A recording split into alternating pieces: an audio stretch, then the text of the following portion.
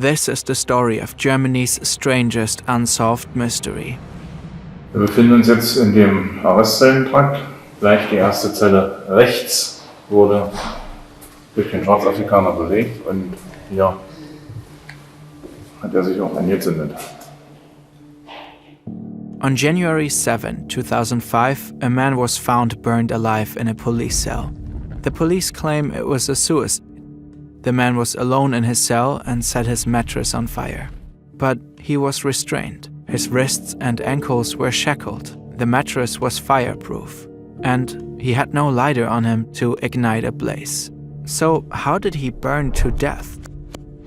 Nearly 20 years have gone by and we still don't know what really happened that day. Activists, lawyers and non-profits are still trying to uncover the truth. In this video, we're diving into the conflicting stories, the unanswered questions, and the evidence that's kept this case alive. Pay close attention. Every detail matters.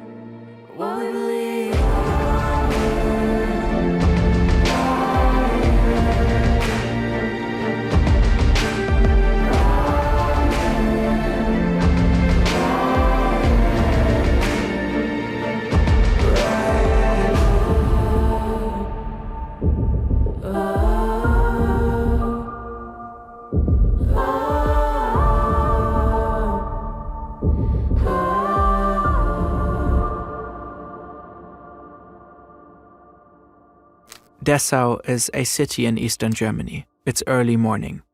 Let's start with the version of events as told by the local police. Shortly after 8 a.m., the phone rings at Dessau police station. Beate H., the officer in charge of patrols today, picks up. A woman from the city cleaning crew claims that she and her colleagues are being harassed. She asks for police assistance. Beate H. calls patrol officers Hans-Ulrich M. and Udo S. She tells them that 4 women from the city cleaning crew are being harassed by a foreigner, quite aggressively even. She also says the man has tried to grope them. Patrol officers Hans-Ulrich M. and Udo S. arrive at the scene. A man called Oury Jalloh is standing about 10 to 20 meters away from the women, leaning against a wall. He seems to have been partying and is visibly drunk. The officers request to see his ID, but Jalloh refuses. They handcuff him and put him into their patrol car to confirm his ID back at the station. Jalloh is still handcuffed when the 2 officers bring him to the medical room in the station's basement. They search him and check his pockets. Jalloh resists, banging his head against the wall and table in the act. In his pockets, they find a temporary residence permit. It's crumpled and the birth year is illegible. The officers decide to detain him until they can confirm his identity. Dr. B., the on-call doctor, arrives to take a blood sample. Jalloh resists again. The officers pin him down on the stretcher while the ME draws his blood. His BAC is at 2.98%. That's extremely high, enough to make him lose his conscience or even induce a coma. The 2 men are joined by a 3rd officer, and together they take Jalloh to holding cell number 5. They handcuff him to the bed frame by his hands and feet because they're worried he might harm himself.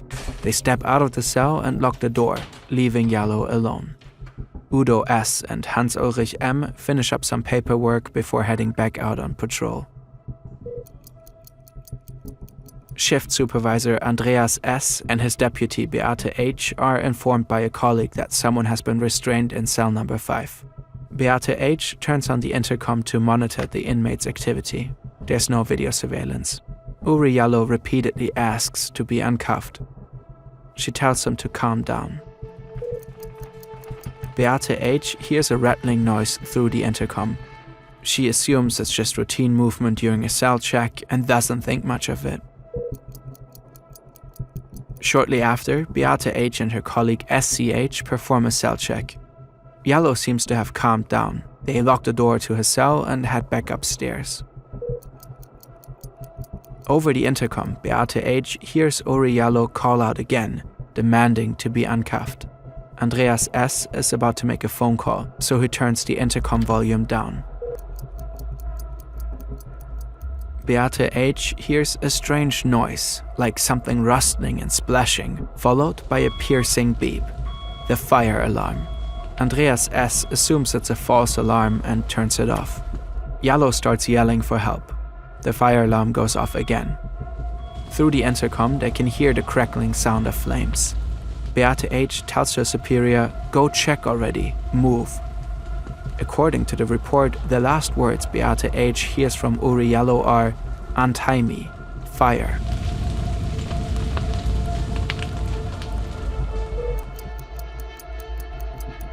Andreas S. heads down to the basement and opens the door to cell number 5. The fire is intense and the room is filled with thick black smoke. Beate H. calls the fire department, saying they could use a fire truck. By the time the firefighters arrive, Jalloh is already long dead. The mattress has burned to ash. His body is charred down to deep skin layers. After the fire, the criminal PD in Stendal, a city close by, picks up the investigation. Despite standard protocol, they do not consult a fire expert. The crime scene crew sweeps up the debris from the fire. They will later find a lighter in the ashes. Witnesses are interviewed, evidence is collected. The state criminal police sends a videographer to document the forensic process. At this point, the police are already convinced that Jalloh has set the fire himself. Gleich die erste Zelle rechts wurde durch den Schwarzafrikaner belegt und hier hat sich auch angezündet. According to their theory, Jalloh must have torn the fire-resistant coating of the mattress and used a lighter to ignite the flammable foam inside. A lighter the officers must have missed during the initial search. And he must have done all this with his limbs spread out and his hands and feet shackled to a metal bed frame. They believe he was trying to get their attention, so they would uncuff him. Then the fire must have gotten out of control. That same day, Oury Jalloh's body is transferred to the forensic medicine in Halle. The coroner there finds no sign of violence inflicted prior to the fire. Jalloh's skull appears to be intact. This is the official version of the events. It's the version recounted in exhaustive detail at a local court in 2007. The trial is supposed to shed light on what happened that Friday morning. Almost all witnesses are government officials, most of them police. The trial lasts 59 days, stretched over a year and a half. Standing trial are Andreas S. and Hans-Ulrich M. S. faces charges for ignoring the fire alarm. M. allegedly failed to find the lighter when he patted down Oury Jalloh. They are both acquitted. This video really matters to us. We've poured months of research, care, and effort into telling this story. Tackling such important topics wouldn't be possible without the support of great sponsors. Brilliant is a hands-on learning platform that combines engaging video tutorials with interactive learning by doing lessons. It offers thousands of courses in math, data analysis, programming, and AI. Their first principles approach breaks down complex ideas into simple, digestible steps. That way, they help you truly understand concepts from the ground up, kind of similar to what we are trying to achieve with our own videos. If you like those, you'll love Brilliant. The goal is to not just absorb information, but to gain real skills. Dive into programming projects that mimic real-world challenges, explore the inner workings of AI systems like ChatGPT, or analyze data to uncover hidden patterns. Scan this QR code or visit brilliant.org/fern to explore everything Brilliant has to offer free for 30 days. Plus, enjoy 20% off an annual premium subscription when you sign up. The trial raises countless questions. Witnesses either clam up or contradict themselves. Memories are foggy, and crucial pieces of evidence have vanished in mysterious fashion. From the very start, it feels like everyone involved is closing ranks and covering for each other. Even the judge is appalled. What we have seen here was not a fair trial. Police officers who should be upholding justice have prevented any chance of finding the truth. None of those officers who lied to us here should be entitled to wear a badge in this country. About 4 years later, there's an extensive retrial at a regional court. This time, Duty Chief Andreas S. is convicted of involuntary manslaughter and fined about $15,000. The verdict sends shockwaves through Germany. Activists, journalists, and legal experts pick up on the case. The initiative in memory of Oury Jalloh, established back in 2005, gains wide support. Today, there are thousands of pages of investigation files, court documents, expert reports, parliamentary inquiries, fire experiments, forensic exams, and filtered court letters. Medical examiners, fire experts, chemists, radiologists, toxicologists, and criminologists have all pored over the case. Their findings fundamentally contradict the official version of events as stated by the police. Almost every detail in the official story is riddled with inconsistencies, misconduct, and unsolved questions. So let's take another look at what happened that morning on January 7, 2005.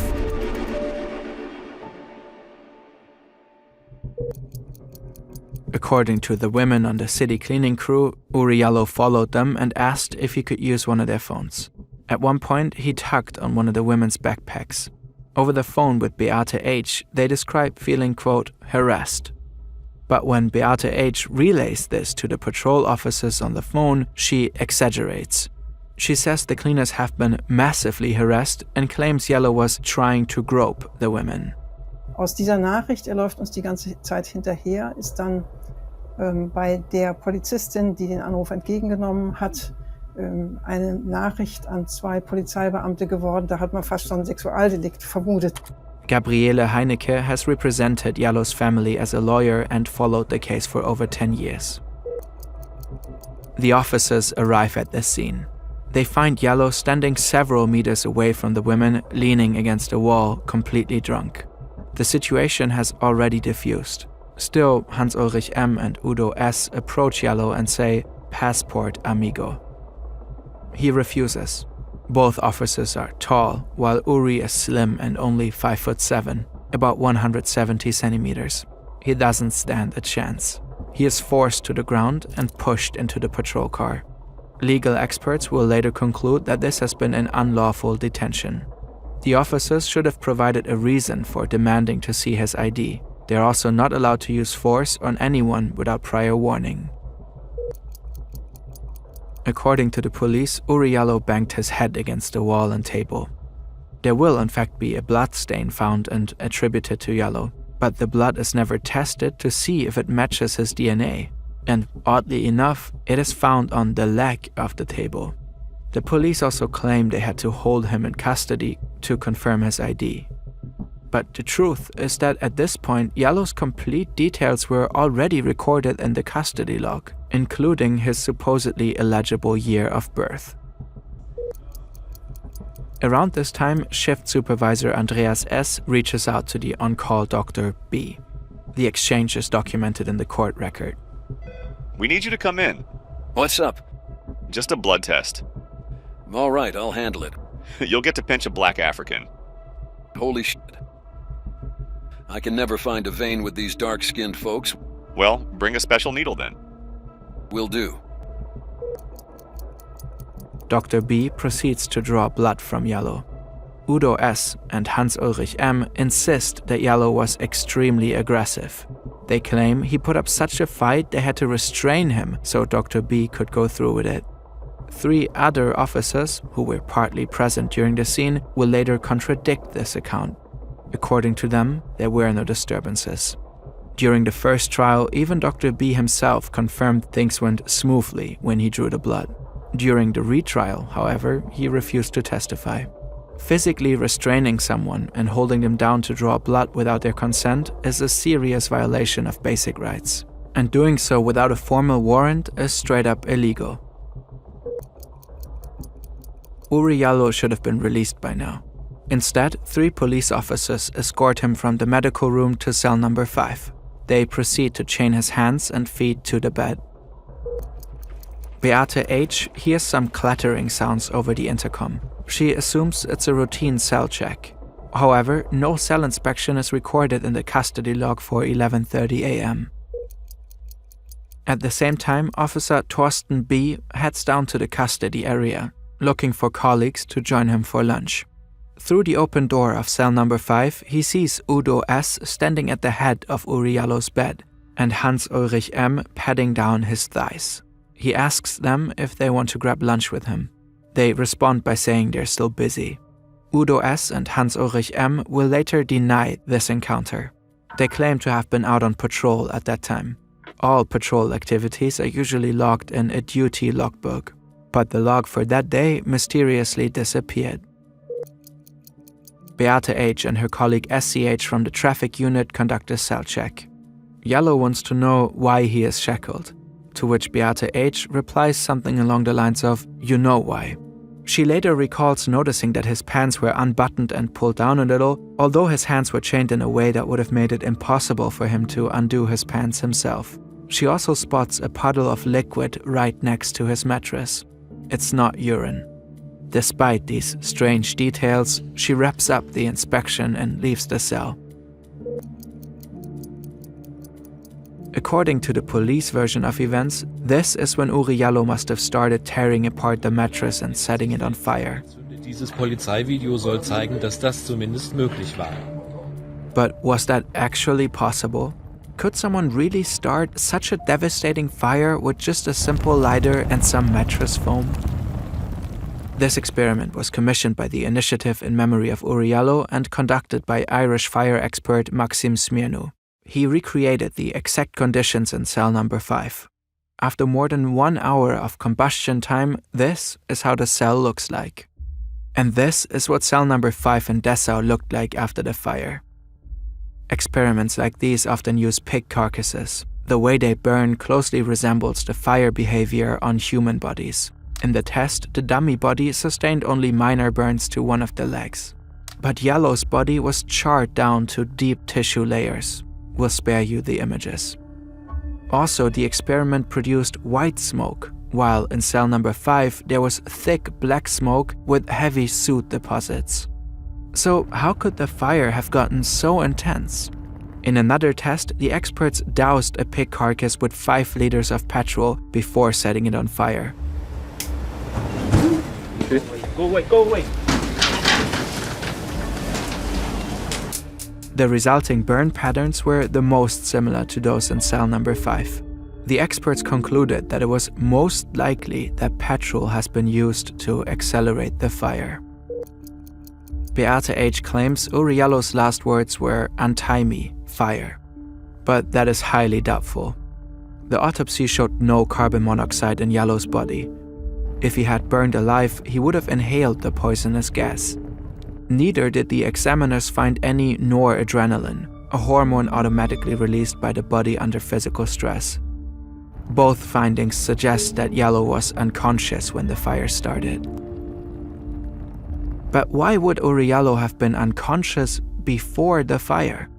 After all, the initial autopsy reported no injuries. In 2019, researchers at Frankfurt Universal Hospital used advanced technology to reassess the CT scan images from 2005. This time, the images revealed that Jalloh sustained multiple severe injuries before his death: a broken nasal bone, a fractured skull, a ruptured nasal septum, and a broken rib. All these findings strongly suggest that Jalloh was physically abused before his death. According to Officer Andreas S., this is the first time he opened cell number 5 since the fire broke out. But a team at British research group Forensic Architecture thoroughly reconstructed the smoke patterns in the cell. Their analysis suggests that the cell door must have been opened during the fire. This directly contradicts the account of Andreas S. The police claim that Oury Jalloh used a lighter to set himself on fire. But when forensic investigators examine cell number 5 after the fire, they do not find any lighter in the debris. It only turns up 3 days later, when a bag of debris from the scene is re-examined. To this day, no one can explain how it got there. Also, the lighter was melted. Fire experts point out it would have exploded if it had been in the fire. Upon further inspection, investigators found clumps of red fiber fused into the lighter's plastic. If the lighter had been at the scene, these fibers should have matched something, anything from the cell. They didn't. Das für mich der schlagende Beweis, dieses Feuerzeug war nie in der Zelle. So, was that lighter ever in cell number 5 or not? That should have been easy to determine. The 2-hour crime scene investigation was supposed to be fully documented on tape by videographer Jens W. from the State Criminal Police. but his recording simply cuts off after just 4 minutes. Jens W. will later claim there was a power outage. His statement can not be corroborated by other witnesses. Besides, the camera had a working battery. That very same day, shortly after the recording, Jens W. goes on sick leave for 2 months, supposedly due to an allergy. In the days following the fire, key pieces of evidence disappear under mysterious circumstances. Files containing entries related to Jalloh are deleted from police computers, including their backups. A log of the 70 people present at the station that morning, gone. Photos taken by officers on the day of the incident, missing. Surveillance footage from the station hallway simply vanished. An unlawful arrest and blood draw, a blood stain that was never tested, an unnecessary detention to confirm an ID already confirmed and documented, violence used to restrain aggressive behavior that no one else has witnessed, officers who claim to have been elsewhere but have been seen on site, an unidentified liquid on the floor, pants pulled down for no apparent reason, a lighter that cannot be linked to the crime scene, fire behavior that can only be replicated with several liters of accelerant, multiple bone fractures suggesting severe physical abuse, a cell door said to be locked that must have been opened during the fire, a CSI documentation video mysteriously cutting off when things get serious, a baffling series of errors and countless items of conveniently missing evidence. Nearly every expert who has examined the case agrees. Oury Jalloh cannot possibly have set himself on fire, which would mean that someone else must have done it. When you put together all the pieces of information, a chilling and deeply unsettling picture begins to take shape. Here's what might have really happened on the morning of January 7, 2005. Oury Jalloh, heavily intoxicated, was taken to the police station under a false pretense. While in custody, he was brutally assaulted and suffered multiple fractures, possibly leaving him unconscious. Then, somebody poured accelerant over him and set him on fire. But who? And why? Shift supervisor Andreas S. turned down the fire alarm, twice according to Beate H's initial testimony, once in his own account. Either way, 11 minutes passed from the first fire alarm to the moment he finally checked on Jalloh, according to the public prosecutor's office. But it wasn't him. He was in the second floor control room when the fire happened, but he probably knows more than he's letting on. Then there's Beate H. Her testimony changed several times. She implicated her superior Andreas S. in the first trial, only to later recant after meeting with him and his lawyers.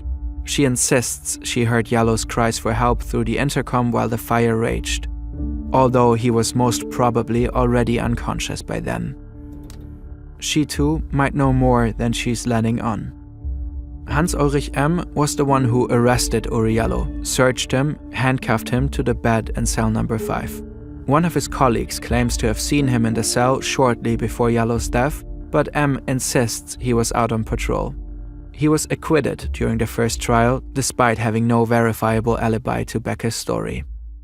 Udo S. was the first officer to approach Oury Jalloh on the street and demand his ID. He was restraining Jalloh in a headlock during the patrol car ride.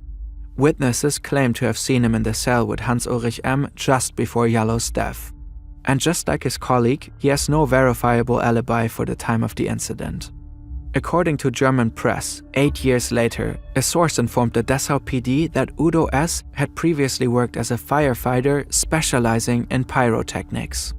Supposedly, he could have known exactly how to quickly start a fire intense enough to leave no traces. No one ever followed up on that lead. Instead, the article reports there was a defamation lawsuit filed against the source. Andreas S. was fined, and Hans-Ulrich M. acquitted. But oddly enough, no murder investigation was ever launched against Udo S. But there was someone else. Apparently, there was an unidentified male present at the station during the fire. One officer recalls walking past someone at the stairwell, a shadow. The man appears to have been watching the fire brigade arrive from the control room window. court documents only refer to him as another man with glasses. In 2013, an informant reached out to one of the journalists following the case. He said he knows who is responsible for Jalloh's death. He claimed the perpetrator entered the station's custody area through a back door, a door secured with a code that only police officers could know. According to the informant, the whole thing was about racism and sexual humiliation. Someone wanted to teach Oury Jalloh a lesson and went too far. Could this have been a possible motivation? To teach a heavily intoxicated and utterly defenseless man a lesson? In fact, the Dessau PD appears to have a troubling history of eerily similar incidents. In 1997, a drunk engineer named Hans-Jürgen Rose was picked up by Dessau police after a minor car accident. Hours later, he was found severely injured just 200 meters from the station and later died in the hospital. The coroner determined he had been restrained and struck repeatedly with blunt objects. 5 years later, in 2002, a heavily intoxicated man named Mario Bichtemann was taken to the same station and placed in the same holding cell number 5 as Oury Jalloh. Hours later, he was found dead with a fractured skull. Forensic experts concluded the injury was caused by a deliberate blow shortly before his death. Neither case was ever solved. What is going on here? During the second trial, one Dessau PD officer testified that his colleagues regularly arrested and detained drunk individuals to teach them a lesson. The informant later claimed it used to be a tradition at the station to tie unruly people to the canteen pillars and beat them.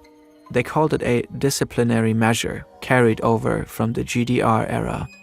The activists from In Memory of Oury Jalloh believed there was a clique or group of officers within Dessau PD that had a habit of losing their temper and beating people to death. Did Oury Jalloh die because of this supposed sadistic culture? And could the fact that he was black have played a role in all of this? You'll get to pinch a black African. Holy shit. Black African. The term keeps coming up over and over again. It's striking how, in witness statements, the officers almost exclusively refer to Jalloh as the Black African. They knew his name, and yet they chose not to use it. Despite glaring inconsistencies, missing evidence, and expert analyses debunking the official narrative, authorities have stuck to the claim that Jalloh set himself on fire. The Dessau public prosecutor Volker Bittmann initially seemed like a rare beacon of hope in the case. After hearing expert findings in 2013 suggesting the fire in cell number 5 couldn't have been started without large amounts of accelerant, he appeared determined to uncover the truth. Bittmann commissioned new fire experiments, which also spectacularly failed to replicate the fire in the cell. A panel of experts later concluded that the theory of self-immolation was scientifically untenable. Someone else must have started the fire. But just as this revelation emerged, Bittmann was removed from the case. The investigation was handed over to another prosecutor's office, which quickly shut it down, citing insufficient evidence of third-party involvement. Key findings, like the unexplained lidar and forensic inconsistencies, were dismissed or ignored. Any momentum toward accountability was lost. The deeper problem, though, lies in systemic issues. Police were tasked with investigating police, leading to predictable issues. Experts point to a culture of Chorgeist, a fraternity among officers that leads to stonewalling and mutual protection. Studies show that possible misconduct by police is rarely prosecuted. Only 2% of allegations against officers result in charges, and convictions are even rarer. And there's a clear racial dimension. The UN has highlighted systemic racism within German law enforcement, stating that institutional biases have repeatedly hindered justice for victims of African descent. In Oury Jalloh's case, no one has been properly held accountable to this day. The initiative in memory of Oury Jalloh and his family continued their fight. In February 2023, Germany's Federal Constitutional Court officially closed the case. But Oury Jalloh's family refuses to give up. In July 2023, they filed an appeal with the European Court of Human Rights. The fight for justice presses on.